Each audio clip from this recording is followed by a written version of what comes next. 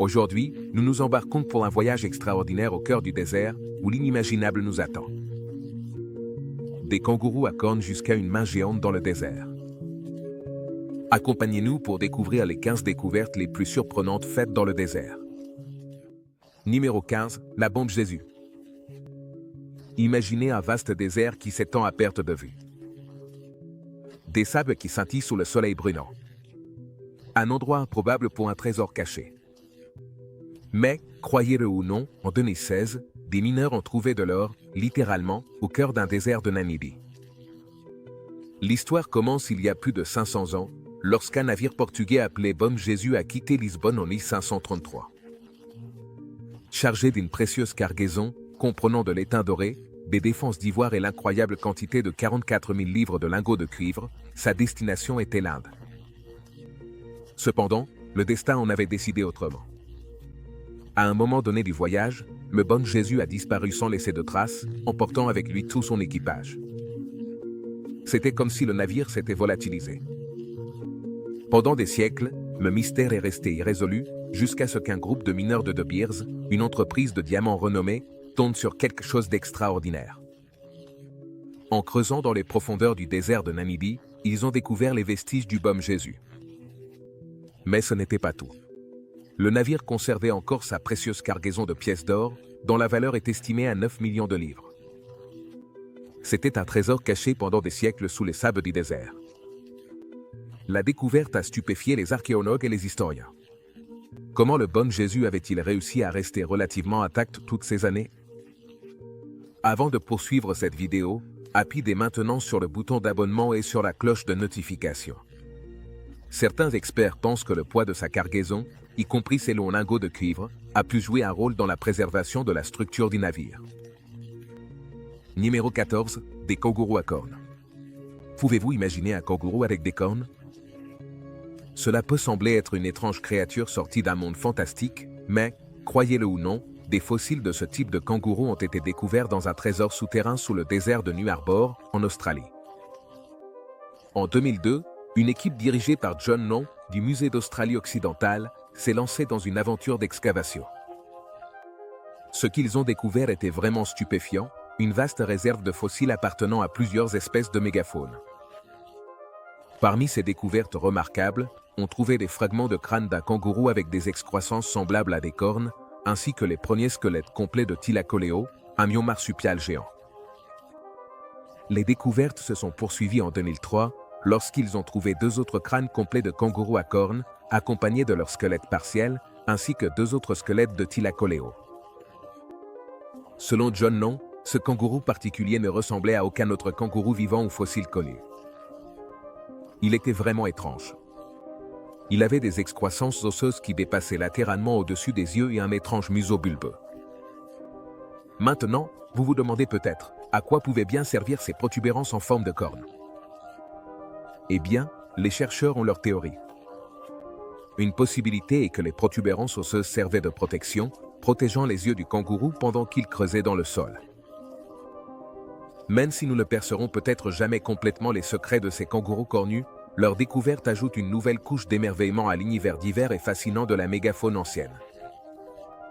Numéro 13, le ver du désert de Libye. Les vers du désert de Libye sont des morceaux de verre jaune vif, disséminés sur des centaines de kilomètres dans le désert reculé de l'ouest de l'Égypte. Les gens s'intéressent à ces vers depuis des milliers d'années. Les civilisations anciennes ne pouvaient pas résister à leur charme. Elles croyaient qu'ils possédaient des propriétés spirituelles. Les archéologues ont retrouvé des artefacts anciens ornés de ce cristal fascinant. Par exemple, le roi Toutankhamon, le célèbre pharaon, possédait une cuirasse spéciale fabriquée avec ce cristal unique. Le pectoral comportait un scarabée taillé dans le verre et orné d'or et de pierres précieuses. Selon les études, le ver du désert de Libye s'est formé il y a environ 29 millions d'années. Mais voici la partie déconcertante, comment ce ver s'est-il formé? Des études récentes nous apprennent qu'il est composé presque entièrement de silice, un matériau qui nécessite des températures supérieures à 1600 degrés Celsius pour se former, ce qui est même plus chaud que n'importe quelle roche trouvée à la surface de la Terre. Entrons maintenant dans les différentes théories. Certains pensent que le verre s'est formé lorsqu'une météorite s'est écrasée sur la Terre. Imaginez le sable et les roches de l'impact se transformant en liquide en fusion à cause de la chaleur incroyable générée par la collision. Une autre théorie suggère que le verre s'est créé lorsqu'un astéroïde ou quelque chose de similaire a traversé notre atmosphère et a explosé. L'énorme énergie libérée lors de cette explosion aurait pu faire fondre le sable et créer le verre que nous voyons aujourd'hui. Mais malgré les nombreuses études menées, les scientifiques n'ont pas pu dire avec certitude laquelle des deux théories est la bonne. Numéro 12, des sphères violettes.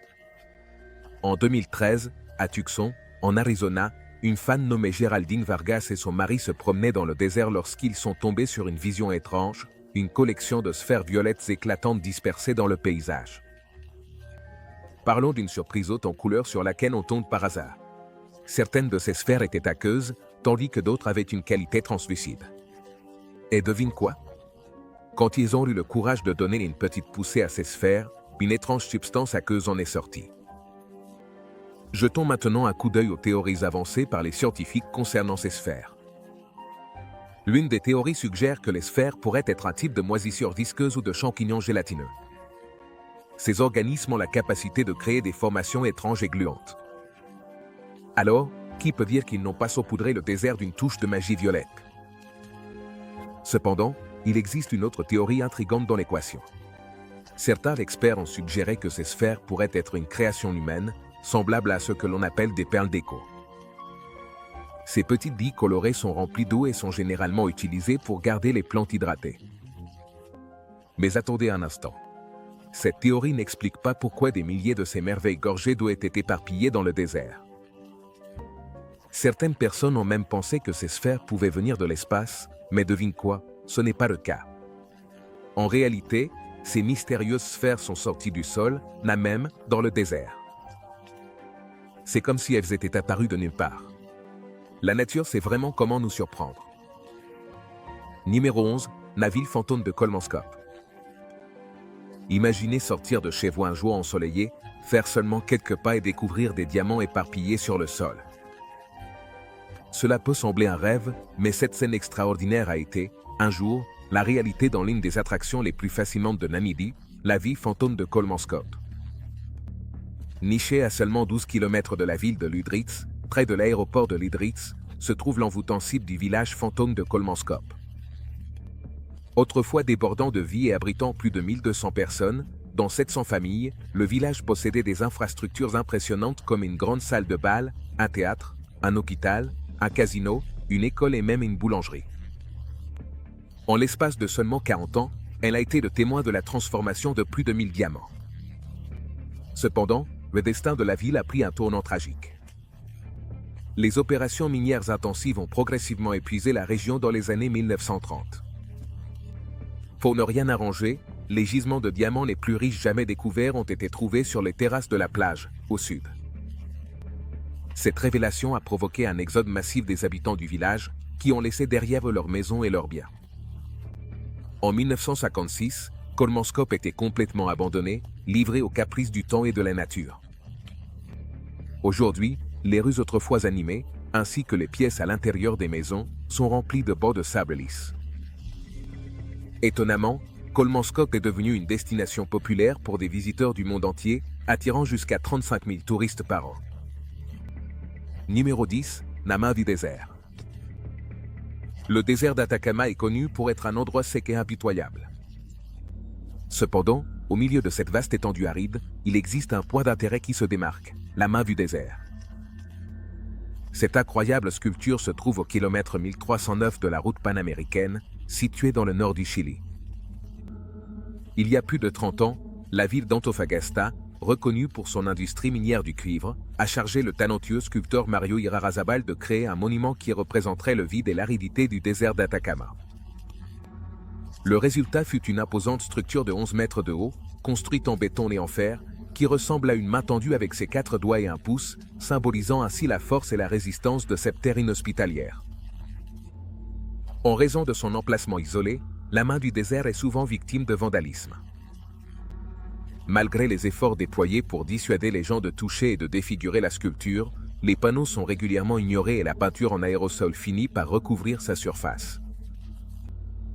2 fois par an, un groupe dévoué d'employés et de bénévoles de l'organisation communautaire d'Antofagasta se réunit pour nettoyer la main, enlever les graffitis et lui redonner son aspect d'origine.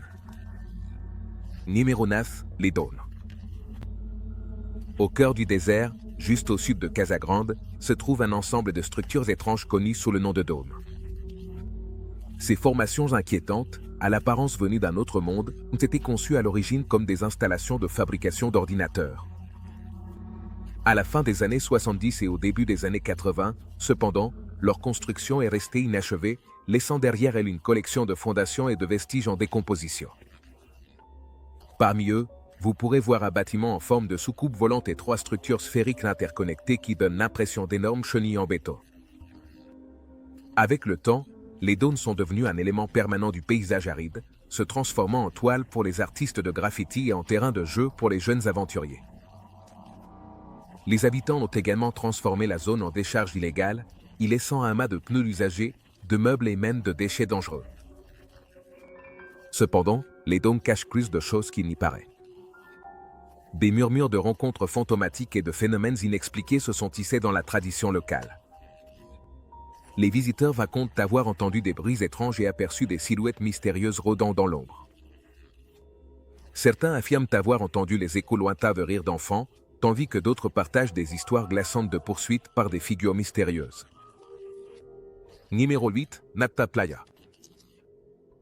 Caché dans le vaste désert égyptien, loin des vies animées et des emblématiques pyramides, se trouve un fascinant site archéologique connu sous le nom de Napta Playa. Cet ancien complexe de pierre est situé à environ 100 km à l'ouest du Nil et intrigue les spécialistes depuis sa découverte dans les années 1970. Napta Playa a été découverte initialement par une équipe d'archéologues qui sont tombés sur une série de structures en pierre alignées avec les étoiles. Cette découverte a suscité des comparaisons avec le célèbre Stonehenge en Angleterre, ce qui lui a valu le surnom de Stonehenge d'Afrique. Parmi les caractéristiques de ce site antique, on trouve des cercles de pierre, d'imposants mégalithes et d'autres structures qui parsèment le paysage. La pièce centrale de Napta Playa est le cercle de pierre du calendrier, composé de 4 paires de grandes pierres entourées d'un ensemble d'autres plus petites. Dans une étude publiée en 2007, les chercheurs ont confirmé que ces pierres étaient stratégiquement alignées avec les corps célestes de Sirius et Arcturus, le système stellaire d'Alpha du Centaure et la célèbre ceinture d'Orion. On pense que Napta Playa servait à de multiples fins pour les pasteurs nomades qui ont habité la région d'il y a plus de 5000 ans. On pense qu'il utilisait les structures pour suivre les phénomènes astronomiques et garder la trace des changements de saison pendant qu'ils voyageaient avec leurs troupeaux à travers cette vaste étendue. Numéro 7, le parchemin de la mer Morte. En 2021, des fragments d'un ancien parchemin ont été découverts dans la grotte de l'Horreur, près de la mer Morte, en Israël. On pense que ces fragments font partie des célèbres manuscrits de la mer Morte, une collection de manuscrits juifs rédigés entre le IIIe siècle avant Jésus-Christ et le 1er siècle avant Jésus-Christ. Les manuscrits de la mer Morte ont été découverts pour la première fois dans les années 1940 par des bergers bédouins qui sont tombés dessus dans des grottes du désert. Depuis lors, ils fascinent les chercheurs, leur offrant un aperçu des anciennes traditions et de l'histoire juive. Mais penchons-nous de plus près sur la dernière découverte. Les fragments récemment découverts semblent être des sections manquantes d'un parchemin trouvé dans la même grotte de l'Horreur en 1952. Tant les nouveaux fragments que le parchemin découvert précédemment contiennent des passages des 12, une section de la Bible hébraïque qui regroupe les écrits de 12 petits prophètes. Fait d'intéressant, alors que le parchemin original était principalement rédigé en hébreu, les fragments nouvellement découverts sont majoritairement en grec, à l'exception du nom hébreu de Dieu. Cette différence linguistique a suscité des débats parmi les chercheurs sur l'évolution des textes bibliques et l'interaction entre les différentes langues. Numéro 6, une nouvelle espèce de dinosaure. En 2022, une équipe de paléontologues égyptiens a fait une découverte incroyable qui a remis en question notre compréhension des dinosaures. Au cœur du désert occidental égyptien, ils ont découvert les restes fossilisés d'une espèce de dinosaure jusqu'alors inconnue, qui a prospéré il y a plus de 98 millions d'années. Ce dinosaure nouvellement découvert appartenait au groupe des Abelisauridae, une famille de dinosaures théropodes caractérisés par ses traits distinctifs. La créature était un redoutable prédateur carnivore. Ce qui rend cette découverte encore plus remarquable, c'est qu'il s'agit du premier cas enregistré de la découverte d'une espèce de ce type en Égypte. L'oasis de Baharia, qui est le nom de la zone où cette nouvelle espèce de dinosaure a été découverte, était le lieu de rassemblement par excellence des dinosaures il y a environ 98 millions d'années. Il n'est donc pas surprenant qu'une découverte de ce type y ait été faite. Un large fleuve traversait également le paysage, justement baptisé le fleuve géant, qui servait de bouée de sauvetage à d'innombrables animaux errant sur ses rives. La découverte dans l'oasis de Baharia nous rappelle qu'il nous reste encore beaucoup à apprendre sur le monde ancien et les incroyables créatures qui ont autrefois parcouru notre planète. Numéro 5, le bateau d'or. Quand on se trouve au milieu d'un désert brûlant, à des kilomètres de toute étendue d'eau, la dernière chose à laquelle on s'attendrait, c'est de tomber sur une barque. N'est-ce pas? Eh bien, préparez-vous à être stupéfait, car en 2016, une équipe d'archéologues a fait une découverte incroyable. Dans l'ancienne nécropole d'Abousir, cachée au sud d'une grande tombe en briques crues, ils ont déterré une embarcation extraordinaire de 18 mètres de long datant d'environ 2550 avant Jésus-Christ. Ce qui rend cette découverte vraiment stupéfiante, c'est son état de conservation exceptionnel. Les planches en bois du bateau, assemblées avec des chevilles en bois, sont restées intactes après tous ces siècles. Et ce n'est pas tout, les fibres végétales qui recouvraient autrefois les jointures des planches étaient toujours là, parfaitement conservées. Voyez-vous, les enterrements en bateau étaient courants dans l'Égypte antique, en particulier pendant la première période dynastique. Cependant, cette pratique était réservée à la famille royale égyptienne. La découverte du maltraitant présente un tournant fascinant. Bien qu'il soit proche d'une tombe, il n'était pas situé à proximité d'une pyramide royale. Cependant, la taille de la tombe laisse entendre que la personne qui y reposait était sans aucun doute un membre de l'élite, un individu de haut rang qui détenait influence et pouvoir. Cependant, l'identité exacte de cette personne demeure un mystère.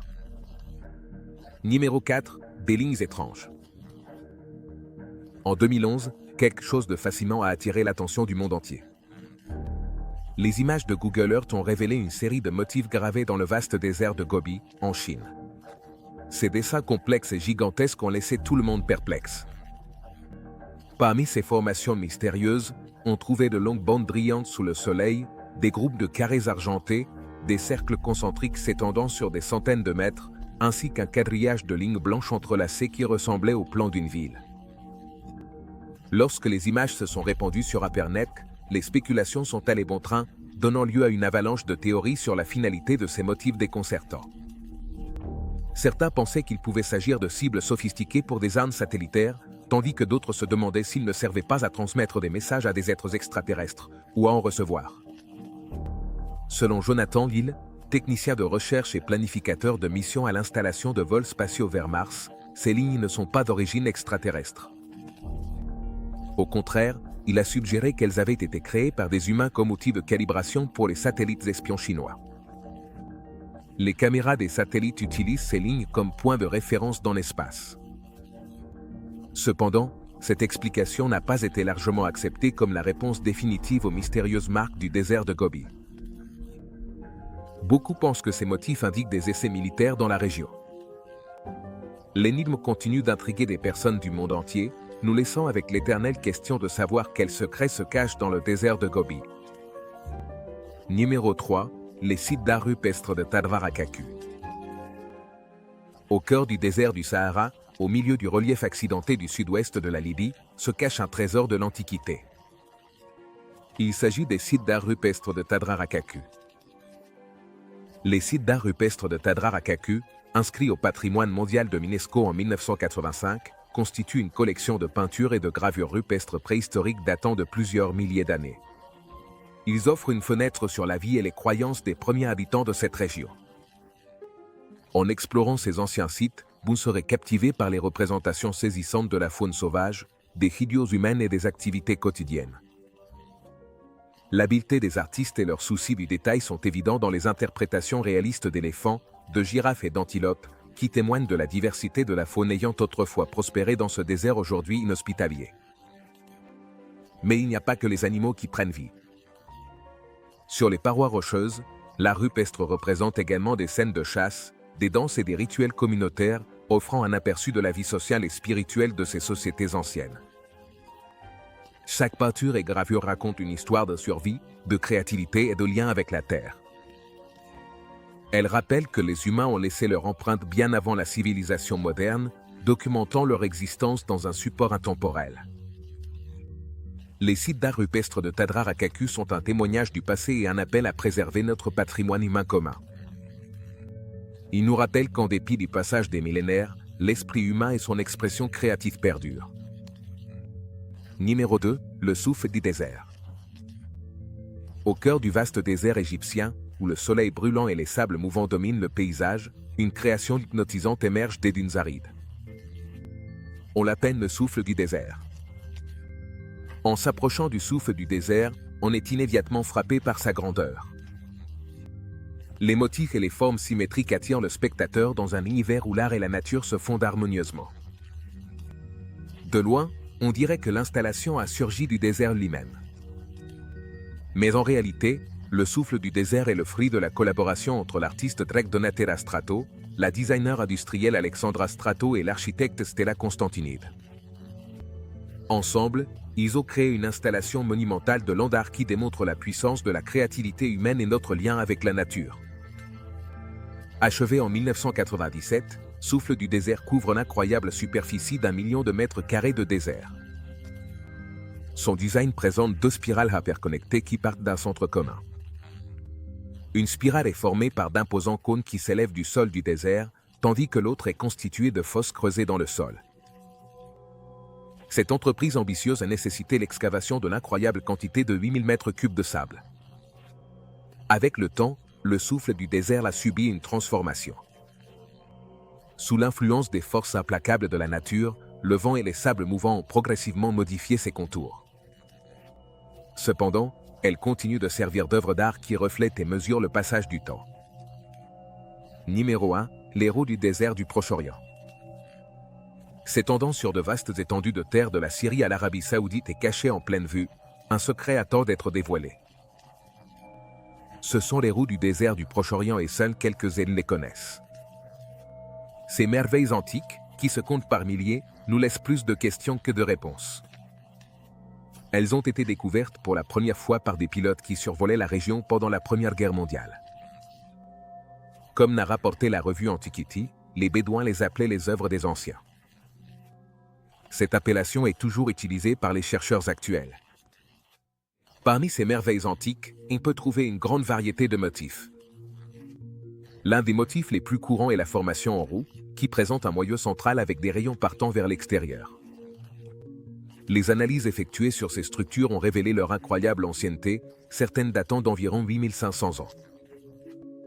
À cette époque, le Proche-Orient bénéficiait d'un climat plus humide, différent des conditions arides actuelles. La question est de savoir pourquoi nos ancêtres ont construit ces structures en forme de roue, qui étaient invisibles depuis le sol. L'absence de technologies telles que les ballons ou les planeurs, ainsi que l'impossibilité de les observer depuis des hauteurs plus élevées, ne fait qu'accentuer le mystère. À ce jour, la fonction de ces roues demeure inconnue. Merci de nous avoir regardés. À la prochaine.